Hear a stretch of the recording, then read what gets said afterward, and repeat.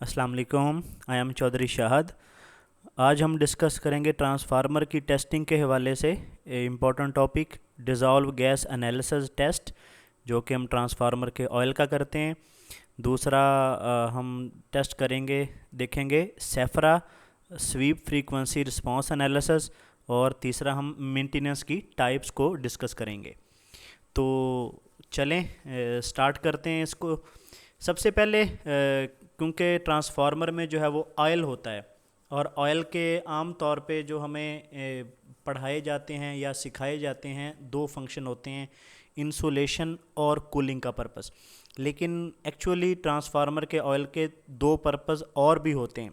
चलें सबसे पहले इनको देखते हैं कि सबसे पहला जो ट्रांसफार्मर ऑयल का पर्पस है वो इंसुलेशन का है, कि ये जो है वो ट्रांसफार्मर की ये जो कंडक्टिव पाथ को जो है वो इंसुलेटिव पाथ से जो है वो इंसुलेट करता है। दूसरा क्या करता है, कूलिंग का काम करता है, कि जो आपके कंडक्टिव पार्ट्स हैं ट्रांसफार्मर के वो हीट अप होते हैं, उनको कूल करने का काम करता है। तीसरा हेल्प एक्सटिंग्विश द आर्क।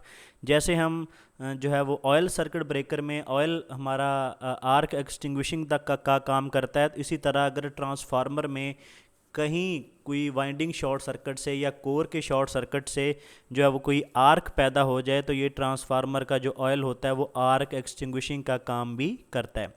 चौथा काम ये करता है कि अगर कोई ट्रांसफार्मर में आर्क पैदा हो जाए, तो जो गैसेस जनरेट होती हैं उस आर्क की वजह से वो भी ट्रांसफार्मर जो है वो ऑयल में डिज़ोल्व हो जाती हैं, और जो moisture and gases from cellulose insulation deterioration, तो जो हमें वो गैसेस की इंफॉर्मेशन है वो भी हमारा ट्रांसफार्मर ऑयल हमें प्रोवाइड करता है। तो नेक्स्ट हम देखते हैं कि मेंटेनेंस क्या है और मेंटेनेंस की टाइप्स कौन कौन सी होती हैं। तो मेंटेनेंस की बेसिकली तीन टाइप्स हैं। रिएक्टिव मेंटेनेंस, जो कि अनप्लैंड होती है। रिएक्टिव कैसे होती है कि जैसे कोई आपका फॉल्ट आ गया, कोई ट्रांसफार्मर की बुशिंग ने ब्लास्ट हो गया, या ट्रांसफार्मर के जो है वो कोर में कुछ मसला हो गया, तो वो क्या होती है, जो हम मेंटेनेंस करेंगे वो होगी रिएक्टिव मेंटेनेंस, क्योंकि वो अनप्लैंड होती है, वो हमारी प्लान नहीं थी। दूसरी होती है प्रिवेंटिव मेंटेनेंस। प्रिवेंटिव मेंटेनेंस में हम ये करते हैं कि हर साल एक शटडाउन लेके ट्रांसफार्मर की मेंटेनेंस करते हैं, जिसमें उसकी नेसेसरी टेस्टिंग है, या उसकी वाशिंग क्लीनिंग है, उसमें जो है वो नट बोल्ट्स की टाइटनिंग है। ठीक है, तो ये हमारी हो जाती है प्रिवेंटिव मेंटेनेंस। तीसरी जो है वो होती है कंडीशन बेस्ड मेंटेनेंस, जिसकी तरफ जो है वो आजकल दुनिया जा रही है कि हम कंडीशन बेस्ड मेंटेनेंस की तरफ जाएं। तो चलिए मैं आपको थोड़ा सा एक्सप्लेन करूँगा कंडीशन बेस्ड मेंटेनेंस को। फर्स्ट ऑफ ऑल डेफिनेशंस देखते हैं इसकी। फर्स्ट ऑफ ऑल मेंटेनेंस की डेफिनेशन है, ये अक्सर जो है वो इंटरव्यू में क्वेश्चन होता है कि मेंटेनेंस क्या होती है। ये जितनी भी टाइप्स हैं इनकी डेफिनेशन आपको फिंगर टिप्स पे होनी चाहिए, क्योंकि ये जो है वो बहुत दफ़ा क्वेश्चन होता है इंटरव्यू में, अगर आपका कोई एक्सपीरियंस होता है तो। मेंटेनेंस क्या होता है कि the activity of keeping equipment in good condition bye checking it regularly and repairing it when necessary. के जो है वो मेंटेनेंस क्या होती है कि किसी भी इक्विपमेंट की ओरिजिनल कंडीशन को प्रिजर्व करना हम मेंटेनेंस कहलाते हैं। कि वो कैसे प्रिजर्व करते हैं, कि उसको रेगुलरली उसकी चेकिंग करके, उसको रिपेयर करके, उसको जो है वो नेसेसरी जो उसकी काम है वो करके हम क्या करते हैं, उसकी जो ओरिजिनल कंडीशन है उसको प्रिजर्व करने की कोशिश करते हैं। दूसरी क्या होती है, रिएक्टिव मेंटेनेंस। रिएक्टिव मेंटेनेंस क्या होती है कि reactive maintenance is also known as breakdown maintenance, involve addressing equipment issue as they arise. कि रिएक्टिव मेंटेनेंस हम कब करते हैं, कि जब इक्विपमेंट में कोई इशू आ जाता है, कोई फॉल्ट आ जाता है, उसको जो है वो रिमूव करने के लिए हम जो मेंटेनेंस करते हैं उसको हम रिएक्टिव मेंटेनेंस बोलते हैं, और ये अनप्लैंड होती है। उसके बाद प्रिवेंटिव मेंटेनेंस क्या होती है। Preventive maintenance is the act of performing regularly scheduled maintenance activities to help prevent unexpected failure in the future. कि हम ट्रांसफार्मर की रेगुलरली जो है वो शेड्यूल्ड मेंटेनेंस करते हैं, ताकि उसमें जो अनएक्सपेक्टेड फेलियर है फ्यूचर में वो ना हो। लाइक हम वाशिंग क्लीनिंग करते हैं, वाशिंग क्लीनिंग क्यों करते हैं ट्रांसफार्मर की, ताकि जो डस्ट होती है कलेक्ट हो जाती है ट्रांसफार्मर के ऊपर, उसकी वजह से कहीं कोई जो है वो कंडक्टिव पाथ ना बन जाए, जिसकी वजह से कोई फ्लैशिंग ना हो, ताकि ट्रांसफार्मर जो है वो कोई नुकसान ना हो। दूसरा हम क्या करते हैं, उसकी टेस्टिंग करते हैं, ताकि पता चले कि जो हमारी इलेक्ट्रिकल पार्ट और इन जो ग्राउंड पाथ है वो प्रॉपरली इंसुलेटेड हैं, कहीं कोई कॉन्टैक्ट्स तो नहीं बन गया। तीसरा ये करते हैं हम टाइटनिंग करते हैं कि कहीं जो है वो आपका ऑयल लीकेज तो नहीं हो रहा। ठीक है, डिफरेंट मतलब एक हर एक जो है वो इक्विपमेंट है और हर एक की जो प्रिवेंटिव मेंटेनेंस होती है वो डिफरेंट होती है। तो ये बेसिकली क्या होता है कि हम फ्यूचर में कोई मसला ना हो या फ्यूचर में कोई ऐसा फेलियर हमारी जो है वो इक्विपमेंट के साथ ना हो, तो हम प्रिवेंटिव मेंटेनेंस करते हैं। तीसरी जो है वो आजकल जिसकी तरफ दुनिया जा रही है वो कंडीशन बेस्ड मेंटेनेंस है। CBM भी इसको बोलते हैं। Condition based maintenance is a strategy that monitor the actual condition of asset to decide what maintenance needs to be done. जैसे हम ऊपर प्रिवेंटिव मेंटेनेंस करते हैं, प्रिवेंटिव मेंटेनेंस में हम हर चीज़ करते हैं, ठीक है, उसमें जो भी पॉसिबल हमारे पास सिनेरियो होता है, जो भी हम कर सकते हैं वो सारा कुछ करते हैं। लेकिन कंडीशन बेस्ड मेंटेनेंस में हम क्या करेंगे कि अगर ट्रांसफार्मर की जिस टाइप की मेंटेनेंस उसको रिक्वायर्ड है, हम उस पर ज़्यादा फोकस करेंगे, दूसरे पे हम कम फोकस करेंगे। इसको कंडीशन बेस्ड मेंटेनेंस बोलते हैं। और इससे क्या होता है कि हमारा जो एसेट होता है वो बहुत बड़े नुकसान से बच जाता है। अब कंडीशन बेस्ड मेंटेनेंस में अगर मैं ट्रांसफार्मर की बात करूं तो जो है वो, क्योंकि ट्रांसफार्मर पावर सिस्टम का हार्ट होता है। अगर ट्रांसफार्मर नहीं होगा ग्रिड पे, आप जितने भी आपके इक्विपमेंट है सारे इंस्टॉल्ड हैं, अगर ट्रांसफार्मर नहीं है तो आपका ग्रिड किसी भी काम का नहीं है। तो हम ट्रांसफार्मर के अगर कंडीशन बेस्ड मेंटेनेंस की बात करें तो इसमें सबसे जो इम्पॉर्टेंट टेस्ट है वो DGA है, डिज़ोल्व गैस एनालिसिस।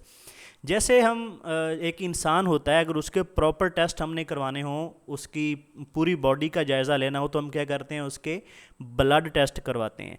तो इसी तरह जो ट्रांसफार्मर का ब्लड है वो उसका ऑयल है, ठीक है, उसमें जो ऑयल है।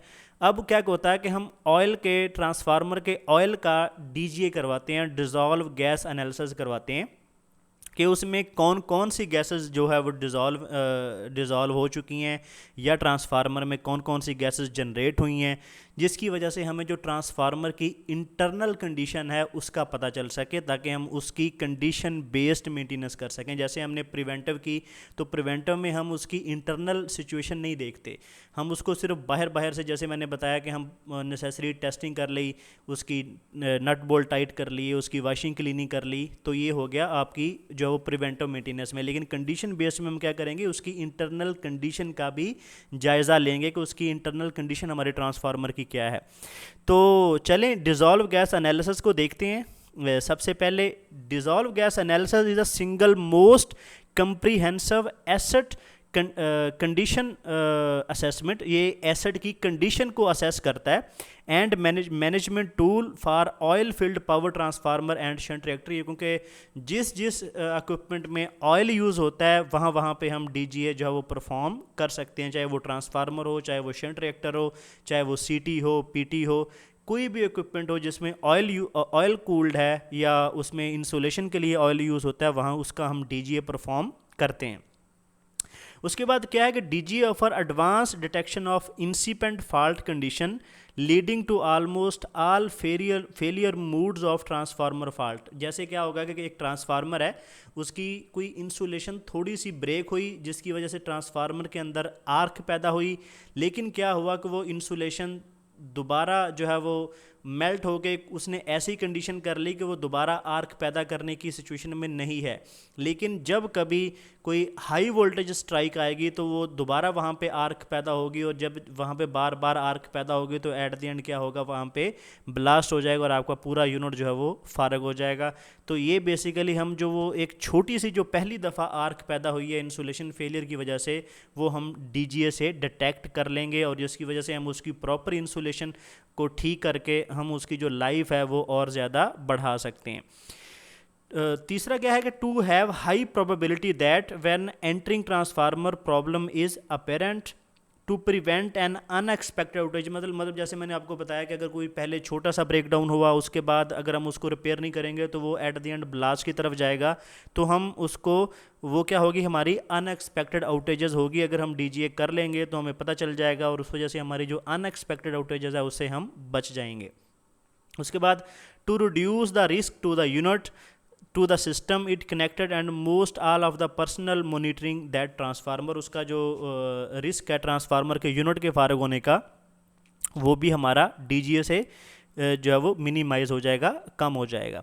उसके बाद डीजीए की एप्लीकेशन है कि डीजीए हम किस किस का परफॉर्म करते हैं। ये हम ऑयल इमर्स ट्रांसफार्मर जितने भी हैं उसका डीजीए परफॉर्म करते हैं।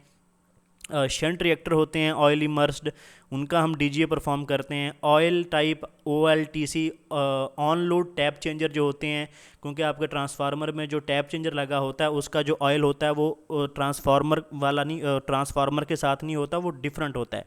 मतलब उसका एक ऑयल जो है वो सेपरेट होता है। तो जो ऑन लोड टैप चेंजर होता है उसका भी हम डीजीए करवाते हैं ताकि हमारे जो टैप चेंजर है उसकी कंडीशन पता चले। ऑयल सर्किट ब्रेकर है, क्योंकि ये तो अब यूज़ नहीं हो रहा है, तो अगर वो हों तो उसका भी हम करवा सकते हैं। और उसके बाद ऑयल टाइप इंस्ट्रूमेंट ट्रांसफार्मर भी होते हैं जैसे कि सीटी और पीटी, तो उनका भी हम डीजीए परफॉर्म करते हैं। तो ये बेसिकली इक्विपमेंट हैं जिनका हम डीजीए परफॉर्म करते हैं। अब आते हैं जी डिज़ोल्व गैस जो है वो एनालिसिस हम कब करते हैं। ठीक है, कब करना ज़रूरी है, ये ऐसे कह सकते हैं कि हम कब करना ज़रूरी है और कब करते हैं। After high voltage and temperature rise test in the factory, कि जब भी कोई ट्रांसफार्मर न्यू मैन्युफैक्चर होता है तो अगर जब उसका हाई वोल्टेज टेस्ट और टेम्परेचर राइज टेस्ट फैक्ट्री में होता है तो उसके बाद डिज़ोल्व गैस एनालिसिस करना ज़रूरी है। उसकी रीज़न क्या है कि जब हाई वोल्टेज होगा या टेम्परेचर राइज होगा, अगर कोई इंसुलेशन जो है वो ब्रेक डाउन हो गई तो हमें पता चल जाएगा कि भाई इंसुलेशन ब्रेकडाउन की वजह से ट्रांसफार्मर में आर्क जनरेट हुई है, तो इस वजह से हम उसको दोबारा हाई वोल्टेज पे नहीं लेके जाएंगे या उसको दोबारा सप्लाई के साथ कनेक्ट नहीं करेंगे। पहले उस इंसुलेशन को देखेंगे, क्या उसको रिपेयर करेंगे और उसके बाद हम दोबारा जो है वो उसको सप्लाई के साथ कनेक्ट करेंगे। इस तरह हमारा जो ट्रांसफार्मर है वो और डैमेज होने से बच जाएगा। दूसरा क्या होता है कि commissioning period, energize under no load and energize with the load, कि जब हम उसकी कमीशनिंग कर लेते हैं, उसको लोड पे ले आते हैं, उसके बाद हम उसका डीजीए करवाते हैं। Before lapsed of warranty period, कि जैसे ट्रांसफार्मर कोई भी अगर कंपनी लगाती है तो उसका एक बेसिकली वारंटी पीरियड होता है, वो 1 साल का होता है, किसी का 2 साल का होता है, किसी का 5 साल का होता है। तो जब जैसे जैसे वो वारंटी पीरियड ख़त्म होने से पहले भी हमें डीजीए करवाना चाहिए, ताकि अगर कोई इन केस उसमें कोई फॉल्ट आ जाए, कोई कहीं पे कोई इंसुलेशन फेलियर की वजह से उसमें कोई आर्क जनरेट हुई है, ताकि हमें डीजीए से पता चल जाए और हम उसी वारंटी पीरियड के अंदर उसको कंपनी के खर्चे से जो उसको रिपेयर करवा सकते हैं। चौथा क्या होता है, condition based maintenance. Condition based maintenance में हम डीजीए करवाते हैं ताकि हमें ट्रांसफार्मर की जो इंटरनल कंडीशन है उसका पता चल सके। ठीक है, इसका बेसिकली कैसे कंडीशन बेस्ड मेंटेनेंस में डीजीए काम करता है कि हम हर साल डीजीए करवाते हैं।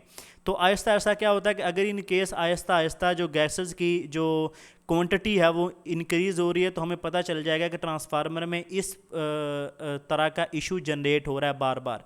तो इस तरह हम उसकी जो कंडीशन है वो इंटरनल कंडीशन उसको हम जज कर सकते हैं। तीसरा जो है वो प्रेडिक्टिव मेंटेनेंस में हम डीजीए करवा सकते हैं। फॉल्ट की सूरत में ट्रांसफार्मर की अगर मेन प्रोटेक्शन ट्रिप हो गई है तो उस वक्त डीजीए करवाएंगे। बकल्स रिले में का अगर ट्रिप हुई है तो उस वक्त हम डीजीए करवाएंगे। और अगर पीआरडी प्रेशर रिलीफ डिवाइस अगर हमारी जो है वो एक्टिवेट हुई है तो हम डीजीए करवाएंगे। डिफरेंशियल रिले अगर आपके ट्रांसफार्मर की ऑपरेट हुई है तो हम डीजीए करवाएंगे। और ओवरलोडिंग और जो है वो ईओएल, ठीक है, तो इस सूरत में जो है वो हम डीजीए की तरफ जाते हैं। तो ये बेसिकली सारे पॉइंट्स हैं कि कब कब हम डीजीए करवाते हैं। उसके बाद है डीजीए क्या है। डिज़ोल्व गैस एनालिसिस बेसिकली जो है वो इन गैसेस जो ये मेंशन्ड गैसेस हैं इनका मजमूआ है कि ये हम जो है वो 9 गैसेस को बेसिकली डिज़ोल्व गैस एनालिसिस के टेस्ट में देखते हैं। कि इनकी जो मकदार है ये कितनी क्वांटिटी में जो है वो ट्रांसफार्मर के ऑयल के अंदर मौजूद है। जैसे हाइड्रोकार्बन कार्बन गैसेस और हाइड्रोजन कौन कौन सी है, मीथेन हम देखते हैं, ईथेन देखते हैं, इथाइलीन देखते हैं, एसिटाइलीन देखते हैं और हाइड्रोजन देखते हैं। ये 5 गैसेस देखते हैं। उसके बाद 2 कार्बन ऑक्साइड गैसेस हैं, कार्बन मोनोऑक्साइड है, कार्बन डाइऑक्साइड है, ये देखते हैं। तीसरा हमारे पास नाइट्रोजन होती है और ऑक्सीजन होती है। तो ये 9 तरह की गैसेस है जिसका हम डिज़ोल्व गैस एनालिसिस में जो है वो हम मुआयना करते हैं, इनकी मकदार देखते हैं। अब दूसरा आते हैं कि इन गैसेस का मतलब क्या है, कि अगर इन केस कार्बन डाइऑक्साइड है तो इसका क्या मतलब है, कार्बन मोनोऑक्साइड है तो क्या मतलब है, ऑक्सीजन है या नाइट्रोजन है। ये हाइड्रोकार्बन का तो आगे एक्सप्लेन है। कार्बन डाइऑक्साइड का मैं यहाँ पे जो है वो बता दूँ। कार्बन ऑक्साइड की जो गैसेस हैं, कार्बन डाइऑक्साइड और कार्बन मोनोऑक्साइड जो गैसेस हैं, ये आपके ट्रांसफार्मर के इंसुलेशन जो पेपर होता है उसकी कंडीशन को ये बताती हैं कि अगर आपके ट्रांसफार्मर में कार्बन मोनोऑक्साइड और कार्बन डाइऑक्साइड, खसूसी कार्बन मोनोऑक्साइड अगर गैस इंक्रीज़ हो रही है हर साल, तो उसका मतलब है आपके जो ट्रांसफार्मर का इंसुलेशन पेपर है वो फारग हो रहा है, वो मतलब है कि ख़राब हो रहा है, उसकी लाइफ ख़त्म हो गई है। जैसे जैसे ये इंक्रीज़ हो जाएगी, इस तरह आपके जो इंसुलेशन का जो इंसुलेशन पेपर होता है उसकी जो लाइफ है वो ख़त्म होती जाएगी।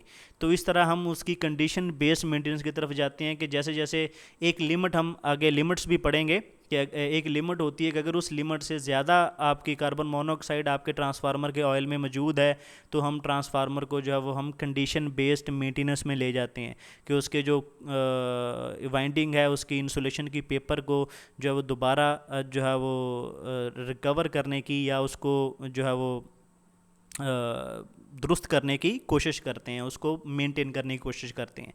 उसके बाद नॉन फॉल्ट गैसेस हैं, नाइट्रोजन और ऑक्सीजन। ये बेसिकली कोई फॉल्ट को ज़ाहिर नहीं करती। ये बेसिकली अगर आपके ट्रांसफार्मर के ऑयल में ऑक्सीजन बहुत ज़्यादा है तो इसका मतलब है आपके जो ट्रांसफार्मर का ऑयल है वो एक्सपोज टू एयर है, कि वो एयर के साथ किसी जगह लीकेज है या किसी जगह से वो जो है वो ट्रांसफार्मर में जो है वो एक्सटर्नल एयर एंटर हो रही है, तो इसका मतलब है उसमें जो है वो ऑक्सीजन की जो मकदार है वो बहुत ज़्यादा है। तो ये बेसिकली जो आपकी नाइट्रोजन और ऑक्सीजन है ये ट्रांसफार्मर के ऑयल को एक्सपोज टू एयर को जो है वो ज़ाहिर करती हैं कि ट्रांसफार्मर में या लीकेज है या जो ट्रांसफार्मर ब्रीदर की बजाय किसी और जगह से जो है वो एयर जो है वो या अंदर ले रहा है या बाहर कर रहा है, तो उस ये हमें जो है वो इसको बताती हैं।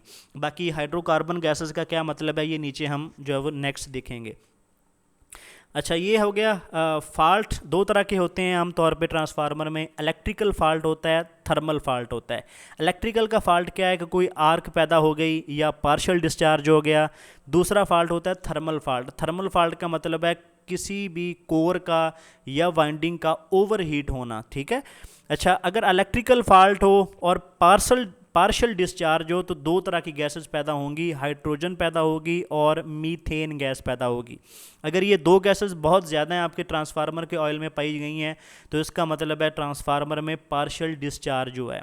और अगर आपके ट्रांसफार्मर के ऑयल में हाइड्रोजन और एसिटाइलीन C2H2 बहुत ज़्यादा पाई गई है तो इसका मतलब है कि आपके ट्रांसफार्मर में आर्किंग जनरेट हुई है, आर्क पैदा हुई है। और उसके बाद थर्मल में अगर आएँ तो अगर आपके ट्रांसफार्मर में ऑयल आपका ओवर हीट हुआ है तो ऑयल ओवर हीट होने से आपकी जो है वो इथीन C2H4 और जो है वो इथेन गैस C2H6, ये 2 गैसेस आपके ट्रांसफार्मर में पाई जाएंगी अगर आपका जो ऑयल है वो ओवर हीट हुआ है। और अगर आपका ट्रांसफार्मर का पेपर ओवर हीट हुआ है तो आपको जो है वो कार्बन मोनोऑक्साइड और कार्बन डाइऑक्साइड जो है वो गैसेस आपके ट्रांसफार्मर के ऑयल में पाई जाएंगी। तो ये बेसिकली आपको इन गैसेस का मतलब पता होना चाहिए कि हाइड्रोजन और मीथेन हो तो इसका मतलब पार्शियल डिस्चार्ज है, आर्किंग पैदा हुई है तो इसका मतलब है कि हाइड्रोजन और उसमें एसिटाइलीन होगी। अगर जो है वो ट्रांसफार्मर ऑयल ओवर हीट हुआ है तो इसका मतलब है इथीन और इथेन पैदा हुई है। और अगर आपका ट्रांसफार्मर का पेपर ओवर हीट हुआ है तो कार्बन मोनोऑक्साइड और कार्बन डाइऑक्साइड आपके ट्रांसफार्मर में होगी। अब इस तरह जो है वो ये है, ओवर हीटेड ऑयल है तो प्रिंसिपल गैस जो होगी वो इथाइलीन होगी C2H4 अगर ट्रांसफार्मर में ओवर हीटेड ऑयल हुई है। तो ये जो है वो 63% आपकी जो गैस होगी वो इथाइलीन होगी। अगर आपके ट्रांसफार्मर में over heated paper cell loose हुई है तो इसका मतलब अगर आपका पेपर ओवर हीट हुआ है तो आपके ट्रांसफार्मर में 92% जो है वो कार्बन मोनोऑक्साइड होगी, ठीक है। और अगर आपके ट्रांसफार्मर में पार्शियल डिस्चार्ज इन ऑयल हुआ है तो उसका मतलब है हाइड्रोजन 85% होगी और साथ में मीथेन होगी। और अगर आपके ट्रांसफार्मर में आर्किंग पैदा हुई है तो आपके जो ट्रांसफार्मर के ऑयल में हाइड्रोजन होगी, थोड़ी सी मीथेन होगी और एसिटाइलीन होगी। या याद रखना आपने, एसिटाइलीन उसी वक्त पैदा होगी आपके ट्रांसफार्मर के ऑयल में जब आपके ट्रांसफार्मर में आर्किंग पैदा होगी, अदरवाइज एसिटाइलीन ज़ीरो रहती है।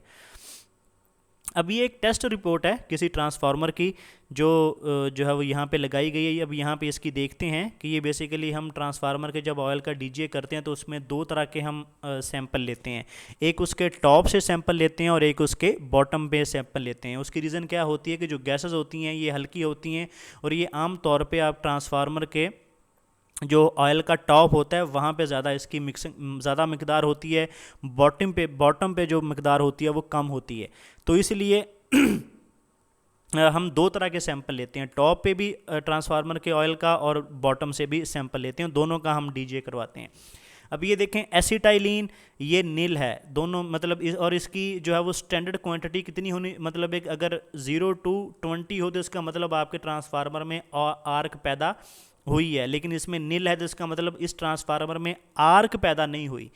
उसके बाद क्या है कि इथाइलीन है, C2H4 है, ये 0.7 है और 1.01 है। तो इसका मतलब है अगर इसमें 60 और 280 जो है वो आपकी इथाइलीन होगी तो इसका मतलब ट्रांसफार्मर में ओवर हीट होगी ऑयल का, और ऑयल का ओवर हीट हुआ होगा। इसका मतलब ये नील है तो इसका मतलब ट्रांसफार्मर में ओवर हीट नहीं हुआ।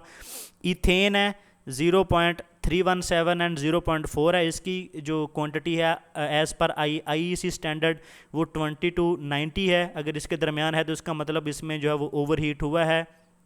मीथेन है, इसमें 1.5 है, 2.5 है, तो इसकी जो मकदार है वो 30 to 130 है। इसका मतलब इसमें ये भी हीटिंग की वजह से पैदा होती है। हाइड्रोजन भी हीटिंग, नील है, इसका मतलब इसमें ओवर हीटिंग भी नहीं हुई। कार्बन मोनोऑक्साइड है 47 है और बॉटम में 71 है, तो इसकी मकदार अगर 600 से 11 है तो इसका 600 से ज़्यादा है तो इसका मतलब है कि ये आपकी पेपर की जो इंसुलेशन है वो, पेपर की कंडीशन है वो वर्स्ट कंडीशन है। कार्बन डाइऑक्साइड है ये 397 है और 924 है, तो अगर ये 14,000 से ज़्यादा होगी तो ये 1400 यहाँ पे बेसिकली होता है। अगर 1400 से ज़्यादा है तो इसका मतलब आपके जो पेपर की जो कंडीशन है वो भी डिटोरेट हो रही है। और उसके बाद ऑक्सीजन है और नाइट्रोजन है, ये बेसिकली आपके जो ट्रांसफार्मर में जो ऑयल होता है वो अगर जो है वो एक्सपोज टू एयर है तो उस वक्त जो है आपके ट्रांसफार्मर में ऑक्सीजन की जो मकदार होगी वो बहुत ज़्यादा हुई, और ऑक्सीजन की जो बेसिकली वैल्यू होती है वो 32,000 होती है। ये बेसिकली 7,671 है, तो इसकी जो लिमिट है वो 32,000 है और नाइट्रोजन की जो लिमिट है वो 64,000 है। तो ये बेसिकली जो वो as per IE standard values हैं। तो ये बेसिकली वैल्यूज़ हम मैक्सिमम वैल्यू कंसिडर करते हैं कि अगर 20 से बेसिकली एसिटाइलीन, तो जो ट्रांसफार्मर के एक्सपर्ट हैं वो कहते हैं अगर 5 से भी ज़्यादा है इसकी वैल्यू, जैसे ये जो है वो माइक्रो लीटर पर जो है वो ये यूनिट है इसका, ये लिखा हुआ है, ये मुझे रीड नहीं हो रहा। तो अगर बेसिकली या PPM में हम लेते हैं कि अगर 5 PPM से भी ज़्यादा 5 PPM भी है तो इसका मतलब हम ट्रांसफार्मर में जो है वो आर्क पैदा हुई है और आपके ट्रांसफार्मर को एक दफ़ा उसकी इंटरनल कंडीशन है उसको आपको चेक करना चाहिए। तो इसी तरह अगर इथाइलीन है ये 280 से ज़्यादा है तो इसका मतलब आपके ट्रांसफार्मर में जो है वो ओवर हीट हुई है, इसको आपको चेक करना चाहिए। इस तरह अगर इथेन आपकी 90 से ज़्यादा है और इसी तरह अगर आपकी मीथेन 130 से ज़्यादा है और अगर आपकी हाइड्रोजन 150 से ज़्यादा, तो इसका मतलब आपके जो ट्रांसफार्मर की इंटरनल कंडीशन है वो ख़राब है। तो इस तरह हम गैसेस के साथ जो है वो डिज़ोल्व गैस एनालिसिस का जो देखते हैं, रिज़ल्ट देखते हैं, और उसकी फिर हम कंडीशन बेस्ड मेंटेनेंस करते हैं उसके इंटरनल पार्ट की। सैम्पलिंग का प्रोसीजर है बेसिकली, हम जो ट्रांसफार्मर, जैसे मैंने आपको बताया कि हम ट्रांसफार्मर के 2 सैंपल लेते हैं, एक उसके टॉप पे टॉप लेवल के ऑयल का और एक उसके बॉटम के जो है वो ऑयल का। तो इसमें ये इसका प्रोसीजर क्या होता है कि do not allow air to be drawn into the transformer, कि ट्रांसफार्मर में सैम्पलिंग के दौरान एयर नहीं जानी चाहिए। Air can only enter in transformer when it is under a vacuum condition, और the valve through which the sample is to be taken should be flushed by allowing about half of the gallon of oil to flow a waste container। जैसे आम तौर पे हम देखते हैं कि oil transformer में जो ऑयल होता है वो फ्लो करता है, तो हम जब भी बॉटम या टॉप से हम जब सैंपल लेंगे तो सबसे पहले थोड़ा सा ऑयल जो है फ्लश करेंगे, ताकि वो वाला ऑयल का वो वाले ऑयल से हम सैंपल लें जो कि एक्चुअली ट्रांसफार्मर में फ़्लो कर रहा है। तो इसलिए हम थोड़ा सा ऑयल जो है वो फ्लश करते हैं और उसके बाद हम ट्रांसफार्मर से जो है वो सैंपल लेते हैं। ये था हमारा सैम्पलिंग प्रोसीजर। उसके बाद एक डेफिनेशन है जो हमने ऊपर देखा था कि पार्शियल डिस्चार्ज क्या होता है। ये भी इंटरव्यू में बहुत दफ़ा क्वेश्चन होता है कि partial discharge is a localized dielectric breakdown of small portion of solid or liquid electrical insulation system under high voltage stress, के हाई वोल्टेज स्ट्रेस की वजह से किसी भी छोटे से पोर्शन की जो है वो इंसुलेशन को ब्रेक डाउन हो जाना और वहाँ पे जो है वो बेसिकली हॉट स्पॉट या इलेक्ट्रिक चार्जेस का कलेक्ट हो जाना, तो उस वजह से जो होता है उसको हम पार्शियल डिस्चार्ज बोलते हैं। ये डेफिनेशन आपने याद रखनी है। दूसरा टेस्ट होता है सेफरा। सेफरा की फुल फॉर्म क्या है? Sweep frequency response analysis. ये भी बेसिकली जो है वो करंट टेक्नोलॉजी है, ये भी अभी जो है वो एक नई टेक्नोलॉजी इन्वेंट की है। अब इसको मैं थोड़ा सा बता दूं कि ये बेसिकली हम किस लिए करते हैं कि जब भी किसी भी ट्रांसफार्मर को हम जो है वो एक जगह से दूसरी जगह लेकर जाते हैं या ट्रांसफार्मर को हम जो है वो एक जगह इंस्टॉल करते हैं, तो वहाँ पे हम सेफरा जो है वो परफॉर्म करते हैं। सेफरा बेसिकली क्या होता है कि ये जो है वो ट्रांसफार्मर की कोर और जो ट्रांसफार्मर का टैंक होता है उसके दरमियान ये डिफरेंट पॉइंट से जो है वो इम्पीडेंस मेजर करके एक ग्राफ जो है वो जनरेट करता है।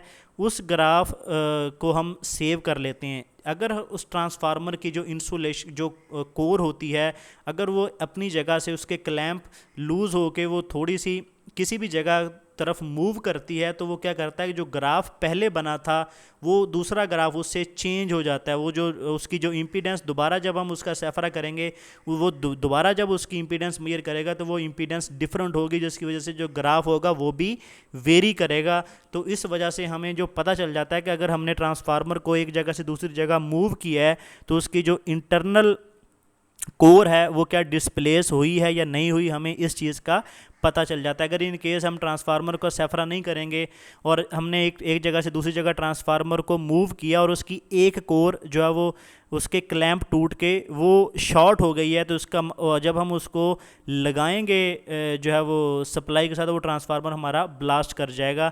तो इस वजह से हम उसका सेफरा परफॉर्म करते हैं ताकि उसकी जो कोर और उसकी जो वाइंडिंग की जो कंडीशन है वो हमें पता चल जाए कि वो मूव हुई है कि नहीं हुई। बस ये हमें ये बताता है सेफरा। अच्छा, ये करते हैं कैसे हैं कि power transformer are complex electrical network of capacitance, inductance and resistor. अगर उसकी geometrical changes in this network cause deviation of the frequency response, अगर उसकी डेविएशन ज्योमेट्रिक चेंज हुई है, ज्योमेट्रिकल मतलब उसकी जो ट्रांसफार्मर की कोर में मूवमेंट हुई है, तो वो ये जो है वो बेसिकली इसमें डेविएशन पता चल जाती है हमें। उसके बाद powerful and sensitive method for evaluating mechanical integrity of core, winding and clamping structure with in the power transformer. ये बेसिकली उसकी हमें एवेल्युएट करके देता है मैकेनिकल इंटेग्रिटी कोर की, वाइंडिंग की, और जो क्लैंप स्ट्रक्चर होता है कोर को जब क्लैंपिंग करने के लिए उसकी हमें इंटेग्रिटी देता है मैकेनिकल के, क्या वो मूव तो नहीं हुए या वो डैमेज तो नहीं हुए। अब सेफरा हम परफॉर्म कब कब करते हैं कि सबसे पहले मैन्युफैक्चरर जब क्वालिटी श्योर करता है उस वक्त करता है। उसके बाद before and after short circuit test करता है। शॉर्ट सर्किट टेस्ट से क्या होगा, अगर ट्रांसफार्मर में कोई ब्लास्ट हुआ है तो वो क्या होगा कि उसकी जो इंटरनल स्ट्रक्चर है वो थोड़ा सा चेंज होगा, तो जिसकी वजह से हम सेफरा से वो डिटेक्ट कर सकते हैं।